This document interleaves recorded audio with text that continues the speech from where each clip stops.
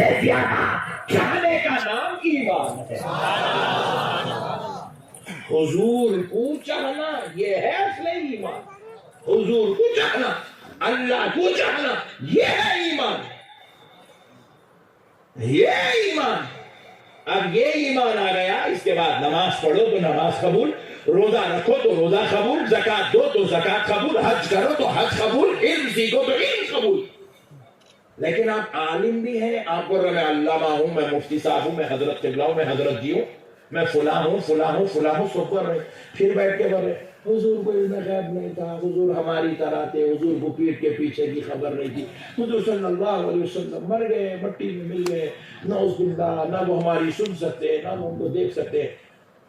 اس کو علم بولتے، اس کو اللہ کی لعنت ہے ایسا علم حاصل کرنے والوں پر۔ کیا ہے بولا ایسا علم حاصل کرنے والوں پر؟ اللہ کی لعنت۔ بولو اللہ کی لعنت، اللہ کی لعنت، زمین کے ذرے ذرے کی لعنت، سارے انسانوں کی لعنت، سارے فرشتوں کی لعنت ان کو جو ایسا علم حاصل کرے، نعوذ باللہ۔ ایسا بدبخت علم ہے کہ کیا کریں گے بھائی، نعوذ باللہ من ذالک۔ اب عالموں کا سے تو اب عالموں کا نے آپ کو جانا ہے، جاہلوں کا نے آپ کو جانا نہیں ہے، مگر اب عالموں کا نہیں آئے گا، اب آپ کو یہاں پہ پھر دو کیٹیگری ہے عالموں کی۔ عالم کے پیچھے جاؤ، مگر اس عالم کے پیچھے جاؤ جس کے دل میں غوث و خواجہ کی محبت نظر آتی ہے، جس کے دل میں امام حسن و حسین کی محبت نظر آتی ہے، جس کے دل میں خلفائے راشدین کا پیار نظر آتا ہے، جس کے دل میں آمنہ کے لال کی عزت و عظمت نظر آتی ہے، جو میرے مصطفیٰ کے علم غیب کو مانتا ہو، جو میرے نبی کے حاضر و ناظر ہونے کو مانتا ہو، جو میرے نبی کے لامکہ تشریف لے جانے کو مانتا ہو، جو میرے نبی کے معراج کو مانتا ہو، ویسے عالم کے پیچھے جاؤ جس پہ مدینے والے مصطفیٰ کی کرم و نوازی ہو گئی، کے پیچھے جانا ہے۔ جس کے دل میں سرکار کی محبت ہے اس کے پیچھے جانا ہے، ہر عالم کے پیچھے بھی جانا نہیں ہے۔ کیونکہ پیارے دوستو، اللہ رب العزت نے کیا کیا، عالم تو عالم ہے جی، میں آپ کو اسی روایت سنا تعجب میں پڑھ جائیں گے۔ رسول کائنات صلی اللہ علیہ وسلم کی بارگاہ میں ایک شخص آیا، صحابہ کرام لے کر کہ بولے یا رسول اللہ صلی اللہ علیہ وسلم، یہ ہمارے مومن بھائی ہیں، حال میں انہوں نے کلمہ پڑھا اور مسلمان ہوئے، اور یا رسول اللہ یہ اتنے زبردست تلوار باز ہیں کہ ان کی تلوار کے سامنے کوئی ٹک نہیں سکتا۔ حضور کے سامنے صحابہ گئے، ان کو تعریفیں کرنے لگے۔ اب حضور کو ایمان کی حالت میں دیکھ رہے ہیں، تو جب ان کے بارے میں یہ گفتگو ہو رہی، اس وقت تو وہ درجہ صحابیت میں تھے نہیں، اس وقت تو وہ صحابہ کی صف میں بیٹھے ہوئے تھے، صحابہ کے ساتھ بیٹھے ہوئے تھے، مجلس رسول میں صلی اللہ علیہ وسلم، مجلس رسول میں رسول اللہ کے سامنے ان کی تعریف ہو رہی۔ اب نبی مکرم صلی اللہ علیہ وسلم سے وہ اجازت دی، حضور آپ اجازت دیجئے میں میدان جنگ میں جانا چاہتا ہوں۔ حضور خیمے میں بیٹھے ہوئے تھے، میدان جنگ کرو، حضور بولے جائیے۔ جیسے ہی وہ شخص گیا، کچھ دیر کے بعد حضور ارشاد فرمائے اس کا خاتمہ کفر پہ ہونے والا ہے، اللہ اکبر، کفر پہ ہونے والا ہے۔ صحابہ پریشان ہو، یا رسول اللہ وہ کلمہ پڑھ کے مسلمان ہوا، کفر پہ مرے گا؟ حضور نے فرمایا ہاں وہ کفر پہ مرے گا۔ آپ صحابہ آگے کچھ نہیں پوچھے، سب نکلے اپنے اپنے تلوار لیے میدان جنگ میں چلے گئے۔ جنگ لڑتے لڑتے دیکھ رہے ہیں آخر میں کفر پہ کیسا مر گا، جنگ لڑتے لڑتے دیکھ رہے ہیں اس کو۔ اب حضور کی بات ہے، قول مصطفیٰ ہے، نبی کا علم غیب ہے، آگے ہونے والی بات نبی نے اللہ کے حکم سے بتا دی۔ اب آقا کہہ رہے ہیں کہ دیکھیں گے تو، صحابہ کہہ رہے ہیں دیکھیں گے تو صحیح کہ یہ کفر میں کیسے مرے گا۔ تو کیا دیکھتے ہیں، میدان جنگ میں لڑتے لڑتے لڑتے لڑتے لڑتے لڑتے اس کے جسم پہ اتنے وار لگ گئے کہ وہ گھوڑے سے نیچے گرا۔ صحابہ دوڑتے ہوئے اس کی طرف آئے، آ کے اس کے پاس دیکھ رہے ہیں، اس کو تو بول رہا کاش میں مسلمان نہیں ہوتا تو اچھا تھا، میں یہ محمد کو نہیں مانتا تو اچھا تھا، وہاں رہتا تو یہ موت سے، یہ تکلیف سے تو بچ جاتا تھا۔ یہ بول اور مر گیا۔ حضور فرمائے کفر پہ مرے گا. تو پتا کیا چلا, نبی کو دیکھنے کے بعد بھی, نبی کا کلمہ پڑھنے کے بعد بھی اللہ تعالیٰ ان سے ایمان کی توفیق چھین لیتا. تو انہیں عالم ہو کے اس کو ایمان کی توفیق چھین لیا جانا کوئی تعجب کی بات بولو نہیں ہے. اصل چیز کیا ہے؟ ایمان ہے. اصل چیز کیا ہے؟ ایمان ہے. اور ایمان نام ٹوپی پہننے کا نہیں ہے, داڑھی چھوڑنے کا نام ایمان نہیں ہے, نماز پڑھنے کا نام ایمان نہیں ہے, زکات دینے کا نام ایمان نہیں ہے, حج کرنے کا نام ایمان نہیں ہے, گھر کو چھوڑ کے باہر نکل جانے کا نام ایمان نہیں ہے. کان کھول کے سنو مسلمانوں, اللہ اور اس کے رسول کو اپنی جان سے زیادہ چاہنے کا نام ایمان ہے. حضور کو چاہنا یہ ہے اصل ایمان. حضور کو چاہنا, اللہ کو چاہنا, یہ ہے ایمان. یہ ایمان. اب یہ ایمان آ گیا, اس کے بعد نماز پڑھو تو نماز قبول, روزہ رکھو تو روزہ قبول, زکات دو تو زکات قبول, حج کرو تو حج قبول, علم سیکھو تو علم قبول. لیکن آپ عالم بھی ہیں, آپ کو میں علامہ ہوں, میں مفتی صاحب ہوں, میں حضرت قبلہ ہوں, میں حضرت جی ہوں, میں فلاں ہوں فلاں ہوں فلاں ہوں, سب کر رہے. پھر بیٹھ کے بول رہے حضور کو علم غیب نہیں تھا, حضور ہماری طرح تھے, حضور کو پیٹ کے پیچھے کی خبر نہیں تھی, حضور صلی اللہ علیہ وسلم مر گئے, مٹی میں مل گئے, نعوذ باللہ, نہ وہ ہماری سن سکتے نہ وہ ان کو دیکھ سکتے. اس کو علم بولتے, اس کو اللہ کی لعنت ہے ایسا علم حاصل کرنے والوں پر. کیا ہے بولا ایسا علم حاصل کرنے والوں پر؟ اللہ کی لعنت. بولو اللہ کی لعنت. اللہ کی لعنت, زمین کے ذرے ذرے کی لعنت, سارے انسانوں کی لعنت, سارے فرشتوں کی لعنت ان کو جو ایسا علم حاصل کرے. نعوذ باللہ. ایسا بدبخت علم لے کے کیا کریں گے؟ نعوذ باللہ من ذالک. ایک اچھی بات سناتا ہوں, ایمان تعالیٰ ہو جائے گا آپ کا انشاءاللہ. سرکار غوث الورا رضی اللہ تعالیٰ عنہ بغداد کے مدرسہ نظامیہ میں علم حاصل کر رہے تھے. مدرسہ نظامیہ میں علم حاصل کر رہے تھے. جو بغداد میں ایک بزرگ آئے ہوئے تھے, ان کا بڑا چرچا چل رہا تھا بغداد میں. صاحب کرامت بزرگ ہیں, بڑے ہیں, خطوبیت کے درجے پہ فائز ہیں, ایسا ویسا, ان کی عظمتوں کے چرچے چل رہے تھے. تو یہ بات مدرسہ نظامیہ کے طلباء تک بھی پہنچی, جس میں غوث الاعظم بھی ہے. تو سرکار سیدنا غوث الورا رضی اللہ تعالیٰ عنہ اپنے دو دوستوں سے مشورہ کیے, میاں ایسا سننے میں آیا کہ فلاں بزرگ آئے ہیں, چلو جا کے مل کے آتے ہیں. تو تینوں دوست مل کے طے کر لیے کہ وہ بزرگ سے ملنے جائیں گے جو بغداد میں مہمان ہیں. تو اب تینوں مل کے جا رہے ہیں, غوث پاک ساتھ میں ہے, دو دوست ساتھ میں ہیں, تینوں مل کے جا رہے ہیں. جاتے جاتے رستے میں تینوں دوست مل کے ڈسکس کریں کہ آخر ہم بزرگ کریں جا تو رہے ہیں, لیں گے کیا, جا کے کریں گے کیا. ہم لوگ ابھی درگاہ کو آ رہے ہیں, لینا کیا ہے, کرنا کیا ہے, سنو. اب تو ایک دوست نے کہا کہ میں ان سے ملاقات تو کروں گا, لیکن میں کچھ تحقیق کروں گا, واقع جو ہم ان کے بارے میں سنے وہ ہے نہیں ہے. بولے کیا بولا ایک دوست, میں تحقیق کرتا ہوں بھائی, خطبیت کے درجے پہ ولی ہے, صوفیت دیکھتا ہوں, میں ہے نہیں ہے, ایسا بولا. غوث پاک سرکار فرمائے میں ان سے دعا لوں گا. تحقیق کروں گا نہیں بول رہے, غوث پاک بول رہے میں ان سے دعا لوں گا. تیسرا دوست کیا بولا, میں ایسا سوال کروں گا ان کو, لاجواب کر دوں گا. بولا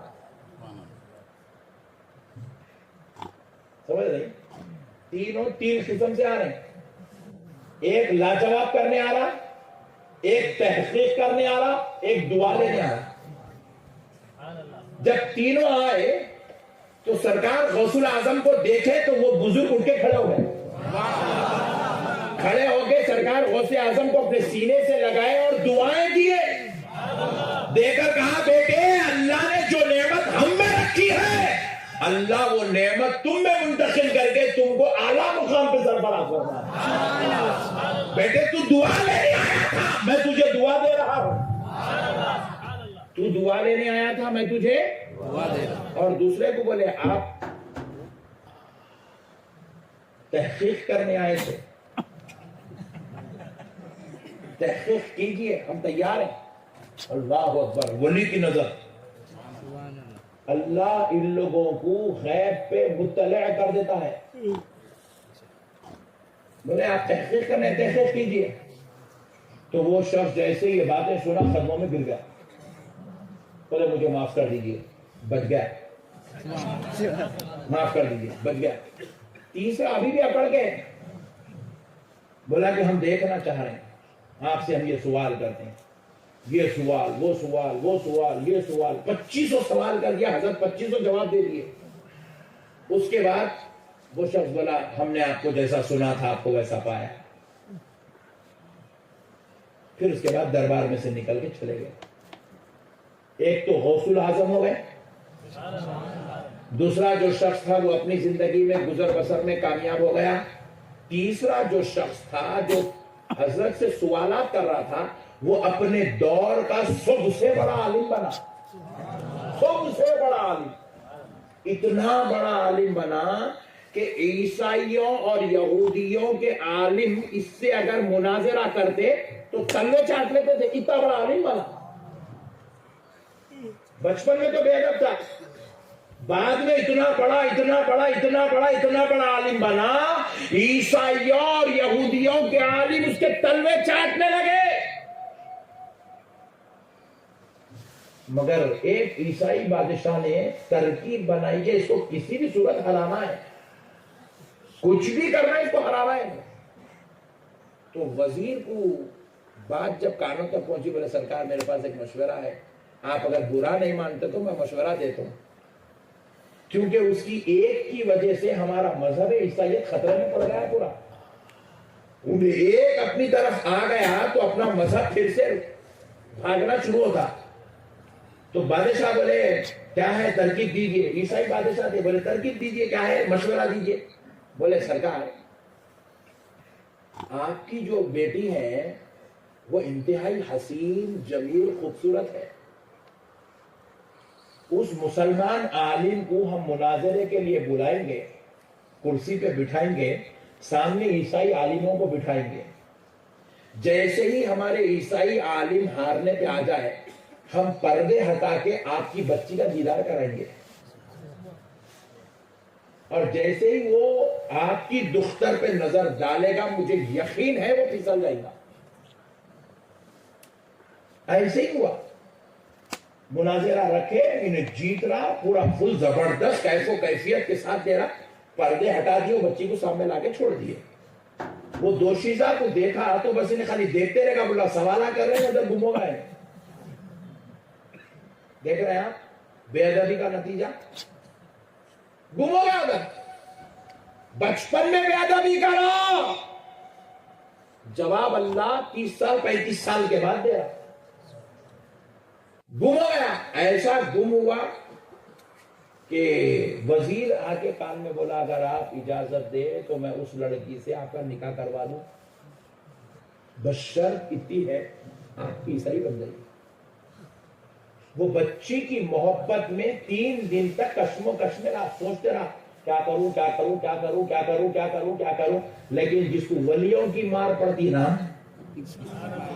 جو ولیوں کی بارگاہوں میں بے ادبی کی نیت سے آتا ہے، اللہ اس پر ایسا عتاب نازل کرتا ہے کہ وہ جو ہے 3 دن کا فیصلہ کرا کہ مجھے اس لڑکی سے شادی کرنا. 3 دن کا فیصلہ کرا اس لڑکی سے مجھے شادی کرنا. عیسائی بن گیا، شادی کر لیا. پھر اس کے کچھ دن بعد وہ نشہ اتر گیا. عورت کا نشہ 4 دن کا رہتا ہے وہ. ہاں اپنے پاس بھی دیکھو جمعہ جمعہ کا ختم، چلو کپڑے دو دھگڑے تو کام مجھے نکل جائے. اپنے پاس میں جمعہ کا سسٹم ہے. وہ 1 مہینے تک بچے کو بھی کام نہیں بننا، بچے کو بھی نہیں بننا. مگر آج کل وہ بھی ختم ہو گیا. 3 دن کے بعد ہی شروع کر دے گا. خالہ آگے بول رہی اماں تم چاہیے اچھا بناتے کہتے نا ذرا بناؤ. انہیں ابھی مہندی نہیں نکلی، چولہے کو جاؤ بولی خالہ. اس کو خالہ بھی بڑی ڈینجر ہے بھائی. پھر باپ کیا بیٹے ابھی کب تک بیٹھتے گھر میں؟ بابی ایک بھی جمعہ کے چل بے جا کما کے لگا ایک بھی جمعہ کی لگا. تھوڑے دن کے بعد اس کا بھی نشہ اتر گیا. اتر کے بعد اس کو خیال آیا اللہ اکبر میں یہ کیا کر دیا, میں اتنا بڑا عالم, اتنا بڑا علامہ, اتنا بڑا فہامہ ہو کے میں ایک عیسائی لڑکی کی محبت میں اپنے اتنے پیارے مذہب کو چھوڑ دیا. اب اس کے بعد انہیں ابھی یہ تڑپ رہا, بھلک رہا, پلک رہا, وہ صدمے میں اللہ نے اس کو موت دے دی. موت دے دی تو عیسائی لوگ کیا کرے, بولے یہ اتنا بدبخت ہے کہ اس کو عیسائیوں کے قبرستان میں بھی دفن نہیں کرنا, بولے لا کے کچرا کنڈی پہ پھینک دیا, اس کو کچرا کنڈی پہ پھینکے. سرکار غوث الاعظم کو اطلاع ہوئی کہ اس کے ساتھ ایسا ایسا حشر ہوا, نے ایسے ایسے کاما کرا, اس کو لا کے کچرا کنڈی پہ پھینک دیے. تو سرکار غوث الاعظم نے کہا اس ولی کی بے ادبی نے اس کو یہ نتیجے پہ پہنچا دیا.